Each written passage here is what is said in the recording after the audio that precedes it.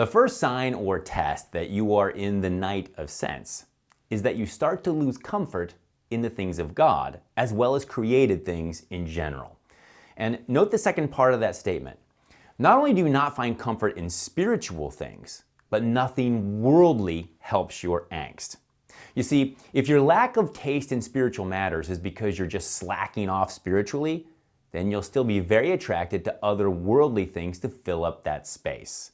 But if you're in the night of sense, nothing is very attractive. Now, why does God do this? Well, it's so that we'll allow ourselves to be worked on. We have to lose our taste for lesser things so as to acquire a taste for greater ones.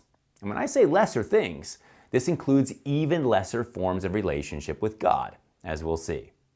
But again, we have to be careful in that some people are just constantly dissatisfied due to their spiritual temperament. Nothing is ever good enough, and so they mope about like Eeyore from Winnie the Pooh. So we have to take a look in the mirror and analyze whether or not the fact that we can't find pleasure, comfort, or satisfaction isn't the result of just our temperament.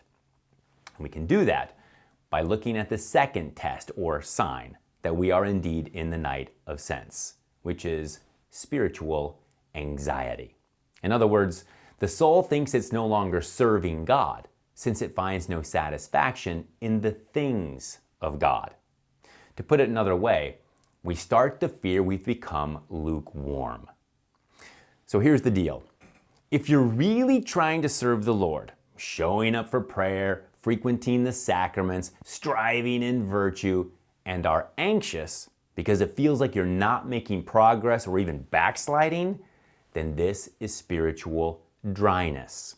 A dryness that you should feel if you're in transition.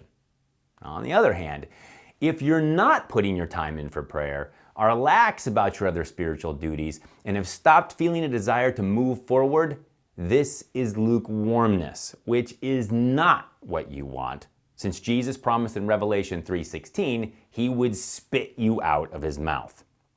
So if you've lost your sense of satisfaction from spiritual activities, but your desire to serve remains very strong, more than likely it's a sign that you're in the night of sense.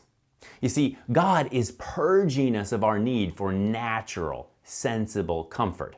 And the reason it seems unsweet to us is because we haven't yet developed a taste for the deeper things. It's not that we're being deprived, so to speak, but rather prepared for greater succulence. It's kind of like taking away a plate of macaroni and cheese from a 5-year-old and replacing it with a gourmet dinner. The kid's like, what? He doesn't recognize what a pleasurable gift it is. He's used to processed pasta and powdered cheese. That was good. He doesn't want any of that filet mignon trash. But as he grows up, he starts to appreciate these things more and more until he's willing to fork over huge dollars to share that dinner with a pretty date.